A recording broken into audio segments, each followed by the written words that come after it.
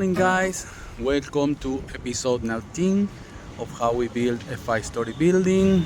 Here we are with the updates.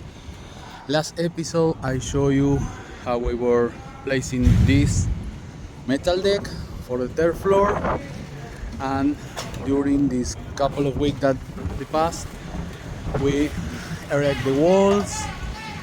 Like you can see here, we erect the walls, we form and pour the tie columns, and then we form and now we are pouring the tie beams.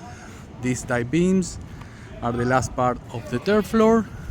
Inside these tie beams are embedded metal plates that are going to be where the beams and all the structure for the fourth floor is going to be assembled.